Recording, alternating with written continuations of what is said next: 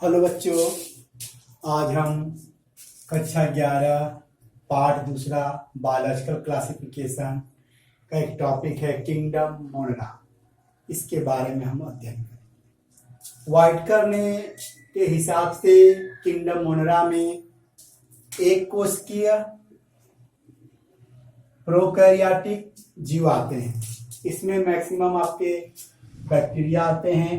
सबसे अधिक बैक्टीरिया आपके मोनरा में पाए मतलब मोनरा समूह ही क्या है, बैक्टीरिया का समूह है जो सबसे ज्यादा पाए जाते हैं।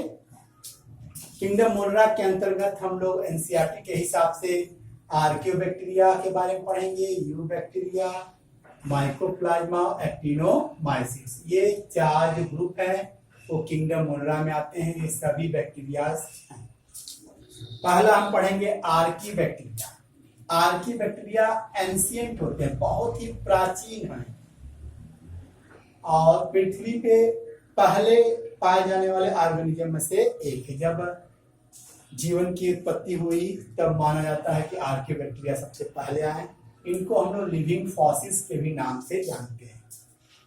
आर्की बैक्टीरिया मीन्स ये हार्श प्लेसेस में, अत्यंत कठिन इन्वायरमेंट में पाए जाते हैं जहां पे नॉर्मल कोई जीव सरवाइव नहीं कर पाता। वहां पे ये एंशिएंट बैक्टीरिया, आर्की बैक्टीरिया क्या होते हैं, सरवाइव कर रहे हैं। उनके सर्वाइवल कारण क्या है कि उनके अंदर स्यूडोपेप्टाइडोग्लाइकॉन सेल वॉल पाया जाता है, जबकि प्लाज्मा मेम्ब्रेन की ब्रांच्ड चेन लिपिड की बनी होती है। इसी ब्रांच चेन लिपिड की वजह से ये एक्सट्रीम कंडीशन को या अत्यंत कठिन कंडीशन को झेल लेता। आर्की बैक्टीरिया तीन तरह के होते हैं, हैलोफाइट्स, थर्मोएसिडोफिल, मिथेनोजेंस। वे आर्की बैक्टीरिया जो साल्टी एरिया में, नमकीन एरिया में उगते हैं उनको हम बोलते हैं हैलोफिल्स। हैलो माने होता है नमकीन, फिल्स माने होता है रहने वाला। तो वो साल्टी एरिया में ज्यादा पसंद करते हैं। थर्मोएसिडोफिल्स वे बैक्टीरिया जो गर्म एवं एसिडिक वातावरण में रहते हैं उन्हें हम बोलते हैं थर्मोएसिडोफिल। थर्मो माने होता है टेम्परेचर, एसिडो मीन्स होता है एसिडिक कंडीशन। तो ऐसे जीव जो थर्मो में गर्मी में भी रह सकते हैं, एसिडिक कंडीशन में रह सकते हैं, उन्हें हम बोलते हैं थर्मोएसिडोफिल्स। या एसिडिक कंडीशन लगभग 2 pH का होता है, जबकि टेम्परेचर 80 डिग्री का होता है। ये पानी का ये तापमान होता है, pH इतना होता है। अगला है मिथेनोजेंस। वे बैक्टीरिया जो मार्सी दलदल भूमि वाले स्थान में पाए जाते हैं। कभी कभी गट ऑफ रूमिनेट जो चौपाया पशु होते हैं जैसे गाय भैंस, उनके आहार नाल में ये पाए जाते हैं। मिथेनोजेंस माने मीथेन को बनाने वाले जीव या मीथेन को बनाने वाले बैक्टीरिया को हम बोलते हैं मिथेनोजेंस। जब गाय भैंस डंक को शरीर से बाहर निकालती हैं तो उस दौरान मिथेनोजेंस के क्या होते हैं, स्पोर्स भी बाहर आते हैं। वही स्पोर्स डंक को डिकम्पोज करते हैं। उसके उपरांत आपको मेथेन गैस या गोबर गैस प्राप्त होता है। तो आर्की बैक्टीरिया 3 भागों में बटे हैं, हैलोफिल्स, थर्मोएसिडोफिल्स और मिथेनोजेंस। अब दूसरा जो कैटेगरी आता है यू बैक्टीरिया का, सत्य बैक्टीरिया का। इसके अंदर आपका बैक्टीरिया आते हैं और साइनोबैक्टीरिया जिसे हम नीले हरे शैवाल कहते हैं। तो अभी हम डिस्कस करेंगे केवल बैक्टीरिया। बैक्टीरिया आपका एक कोशिकीय प्रोकैरियोटिक जीव होता है जिसकी खोज एंटोनी वॉन लीवेनहॉक ने किया था। किसने किया था? एंटोनी वॉन लीवेनहॉक ने। इसीलिए इनको फादर ऑफ बैक्टीरियोलॉजी कहते हैं। इनके अंदर रिजिड सेल वॉल पाया जाता है, कठोर सेल वॉल पाया जाता है जिसको हम बोलते हैं पेप्टाइडोग्लाइकन। अब बैक्टीरिया को शेप के हिसाब से बांटा गया है। Number 1 coccus bacteria, number 2 bacillus bacteria, number 3 spirillum bacteria, number 4 वाइब्रियम।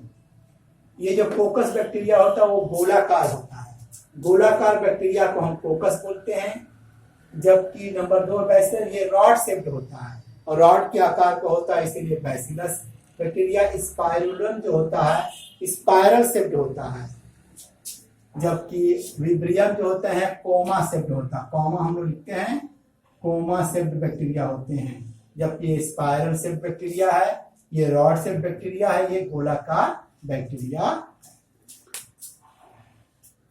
किसी किसी बैक्टीरिया में फ्लैजेला पाया जाता है तो उसे हम मोटाइल बैक्टीरिया, किसी किसी में नहीं पाया तो उसे नॉन मोटाइल। तो फ्लैजेला की उपस्थिति के अनुसार दो तरह के बैक्टीरिया हैं, एट्राइकस और ट्राइकस। इनको हम बोलते हैं ट्राइकस।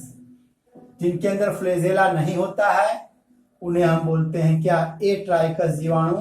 देखिए इसके अंदर फ्लैजेला नहीं है, इसका एग्जाम्पल है पास्चुरेला। क्या एग्जाम्पल है, पास्चुरेला। अब ट्राइकस जो है जिसके अंदर फ्लैजेला पाया जाता है वो सचल होते हैं। नंबर 1 है मोनोट्राइकस। जब वह बैक्टीरिया जिसके एक छोर पर एक फ्लैजेला पाया जाता है उसे हम बोलते हैं मोनोट्राइकस। यह बैक्टीरिया का एग्जाम्पल है स्यूडोमोनास। स्यूडोमोनास में मोनोट्राइकस पाया जाता है। एम्फीट्राइकस, दोनों छोर पे क्या होते हैं, फ्लैजेला पाए जाते हैं तो उसे एम्फीट्राइकस बैक्टीरिया बोलते हैं। इसका एग्जाम्पल है नाइट्रोसोमोनास। अगला है लोफोट्राइकस। इसमें एक छोर पे एक से अधिक फ्लैजेला गुच्छा पाया जाता है, उसे हम बोलते हैं लोफोट्राइकस। स्पाइरुलम, स्पाइरिलम, ये आपका क्या है, लोफोट्राइकस बैक्टीरिया है। जबकि पेरिटाइकस वह बैक्टीरिया जिसके चारों ओर आपका फ्लैजेला पाया जाता है उसे पेरिटाइकस, इसका एग्जाम्पल है क्लोस्ट्रीडियम। फिर से एट्राइकस का एग्जाम्पल है पास्चुरेला, मोनोट्राइकस का स्यूडोमोनास, एम्फीट्राइकस का नाइट्रोसोमोनास, लोफोट्राइकस का स्पाइरुलम, पेरिटाइकस का क्लोस्ट्रीडियम। अब हम पढ़ते हैं न्यूट्रिशन के हिसाब से बैक्टीरिया के प्रकार। न्यूट्रिशन किसे कहते हैं, भोजन बनाने की विधि या भोजन प्राप्त करने की विधि को ही हम बोलते हैं न्यूट्रिशन। न्यूट्रिशन के आधार पे दो तरह के बैक्टीरिया हैं, ऑटोट्रॉफिक बैक्टीरिया और हेटेरोट्रॉफिक बैक्टीरिया। वो बैक्टीरिया जो अपना भोजन स्वयं बनाते हैं, सेल्फ बनाते हैं, उन्हें हम बोलते हैं क्या, ऑटोट्रॉफिक बैक्टीरिया। और वह बैक्टीरिया जो अपना भोजन स्वयं न बनाते हैं बल्कि अन्य स्रोतों से भोजन प्राप्त करते हैं उनको हम बोलते हैं हेटेरोट्राइकस बैक्टीरिया। ऑटोट्रॉफिक बैक्टीरिया को दो भागों में बांटा गया, फोटोसिंथेटिक बैक्टीरिया, कीमोसिंथेटिक बैक्टीरिया। वह बैक्टीरिया जो सन एनर्जी का इस्तेमाल करते हैं अपना भोजन बनाने में, तो ऐसे बैक्टीरिया को हम बोलते हैं फोटोसिंथेटिक बैक्टीरिया। इस फोटोसिंथेसिस में खासियत है कि इसके अंदर ऑक्सीजन नहीं निकलता है। क्या नहीं निकलता, ऑक्सीजन नहीं निकलता है। जबकि यहाँ पे H2O, पानी का इस्तेमाल नहीं होता है। जब पानी का इस्तेमाल नहीं होता है तो ऑक्सीजन नहीं निकलता है, इसीलिए इसे नॉन ऑक्सीजेनिक फोटोसिंथेसिस कहते हैं। कीमोसिंथेसिस में वे बैक्टीरिया जो कार्बनिक कंपाउंड को इनऑर्गेनिक में तोड़ते हैं, तोड़ने के दौरान जो एनर्जी निकलती है उसी एनर्जी का इस्तेमाल ये अपना भोजन बनाने में करते हैं। अर्थात ये भोजन बनाने में केमिकल एनर्जी का इस्तेमाल करते हैं, जबकि यहाँ पे सन एनर्जी का इस्तेमाल करते हैं। हेटेरोट्रॉफिक बैक्टीरिया सबसे अधिक पाए जाते हैं, इसमें सैप्रोफिटिक है और पैरासिटिक है। सैप्रोफिटिक है और पैरासिटिक है। वे बैक्टीरिया जो अपना भोजन सड़े गले पदार्थों से प्राप्त करते हैं उन्हें हम बोलते हैं सैप्रोफिटिक बैक्टीरिया। ये एक्चुअली में डिकम्पोजर होते हैं। और पैरासिटिक बैक्टीरिया वे बैक्टीरिया जो अपना भोजन किसी सजीव से प्राप्त करते हैं, साथ साथ उसमें बीमारी भी फैलाते हैं, ऐसे बैक्टीरिया को हम बोलते हैं पैरासिटिक बैक्टीरिया। इस तरह हम देख सकते हैं न्यूट्रिशन के हिसाब से बैक्टीरिया दो तरह के हो गए, ऑटोट्रॉफिक बैक्टीरिया और हेटेरोट्रॉफिक बैक्टीरिया। जो अपना भोजन स्वयं बनाते हैं ऑटोट्रॉफिक, जो अपना भोजन स्वयं न बनाकर अन्य स्रोतों से प्राप्त करते हैं उसे हेटेरोट्रॉफिक। ऑटोट्रॉफिक फोटोसिंथेटिक हो सकते हैं, कीमोसिंथेसिस हो सकते हैं। फोटोसिंथेसिस सन एनर्जी का इस्तेमाल होता है, जबकि कीमोसिंथेसिस में केमिकल एनर्जी का इस्तेमाल होता है। हेटेरोट्रॉफिक बैक्टीरिया में ये सैप्रोफिटिक जो सड़े गले से अपना भोजन प्राप्त करते हैं, जबकि पैरासिटिक लिविंग से अपना भोजन प्राप्त करते हैं, साथ साथ बीमारी भी फैलाते हैं। टाइफाइड है, सिट्रस कैंकर है, प्लेग है, ये सब इत्यादि क्या है, पैरासिटिक बैक्टीरिया के द्वारा उत्पन्न होते हैं। आइए हम अब स्ट्रक्चर के बारे में अध्ययन करें। बैक्टीरिया आपका क्या है, एक कोशिकीय है, यूनिसेलुलर होता है। इसमें निम्नलिखित क्या होते हैं, संरचना पाई जाती है। सबसे पहले जो संरचना दिख रही है आपको है ये फ्लैजेला है। इसी फ्लैजेला के वजह से वो बैक्टीरिया गति करता है। यह फ्लैजेलिन नामक प्रोटीन का बना होता है। उसके बाद छोटे छोटे और संरचना दिखाई पड़ती जो फ्लैजेला से छोटे होते हैं, उन्हें हम बोलते हैं पिलाई। पिलाई क्या होते हैं, ग्राम नेगेटिव बैक्टीरिया में पाए जाते हैं। कंजुगेशन के समय ये हेल्प करते हैं। सबसे ऊपर ये आपका स्लाइम लेयर जो स्ट्रक्चर पाया जाता है उसे हम बोलते हैं ग्लाइकोकैलिक्स। ग्लाइकोकैलिक्स ग्लाइकोकैलिक्स दो तरह के होते हैं, स्लाइम लेयर के रूप में और कैप्सूल के रूप में होते हैं। स्लाइम लेयर जो होता है वो क्रीम होता है, इरेगुलर स्टिकी होता है, जो कॉलोनाइजेशन में बैक्टीरिया को आपस में चिपकने में मदद करता है। जबकि जो कैप्सूल वाले जो लेयर है वो पैथोजेनिक बैक्टीरिया में पाए जाते हैं। यह ठीक होता है, स्मूथ होता, नॉन स्टिकी होता है, ये चिपकदार नहीं होता, ये बीमारी फैलाते हैं। तो हम कह सकते हैं कैप्सूल पैथोजेनिक वाले में पाया जाता है, जबकि स्लाइम लेयर नॉन पैथोजेनिक में पाया जाता है। इसके बाद आपका प्रथम लेयर जो है ये नीले रंग से दिखाया गया है, इसे हम बोलते हैं सेल वॉल। बैक्टीरिया का जो सेल वॉल है पेप्टाइडोग्लाइकॉन का बना होता है। पेप्टोग्लाइकॉन दो तरह के इसमें पाए जाते हैं। उसमें कार्बोहाइड्रेट कौन कौन, एन एसिटिल ग्लूकासामीन और दूसरा है एन एसिटिल म्यूरेनिक एसिड। इस चीज का पेप्टाइडोग्लाइकॉन बनता है। ये स्पेशल टाइप का कैरेक्टरिस्टिक फीचर है किसी भी बैक्टीरिया का। इसके बाद आता है पतली जो लेयर है वो प्लाज्मा मेम्ब्रेन है, जिसे हम सेल मेम्ब्रेन कहते हैं। उसी सेल मेम्ब्रेन में अम्लीय जैसी संरचना पाई जाती है, जिसे हम मीसोसोम बोलते हैं। मीसोसोम में एनारोबिक रेस्पिरेशन होता है। कौन सा होता है, एनारोबिक रेस्पिरेशन। इससे उसको ऊर्जा मिलती है। जो काम यूकैरियोटिक में माइटोकॉन्ड्रिया करता है वही काम बैक्टीरिया में मीजोसोम करता है।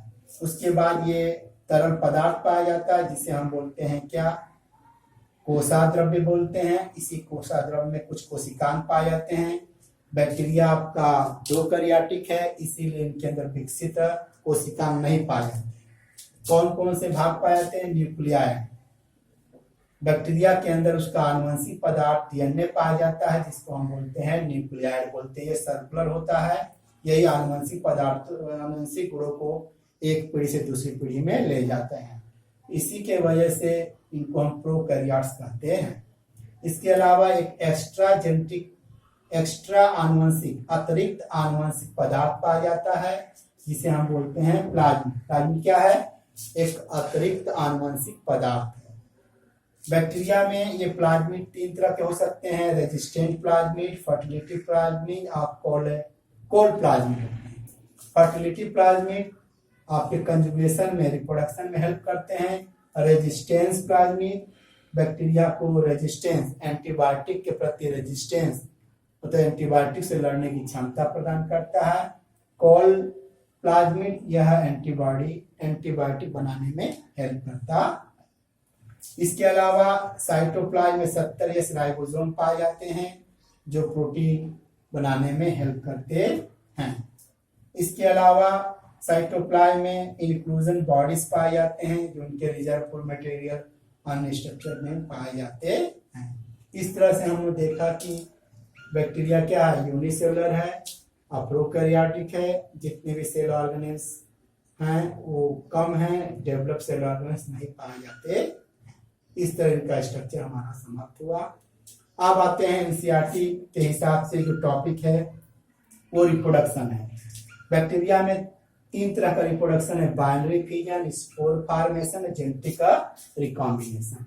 बाइनरी फिजन में शरीर उनका दो खंडों में बढ़ जाता है और प्रत्येक खंड एक नए जीव का निर्माण करता है। बाइनरी फिजन बैक्टीरिया में फेवरेबल कंडीशन में मतलब उपयुक्त वातावरण में होता है। 20 मिनट में बैक्टीरिया दो भागों में बढ़ जाता है। दूसरा स्पोर फॉर्मेशन, या स्पोर फॉर्मेशन अनफेवरेबल कंडीशन है, जब मौसम वातावरण के अनुकूल प्रतिकूल परिस्थितियों में स्पोर का बनना होता है।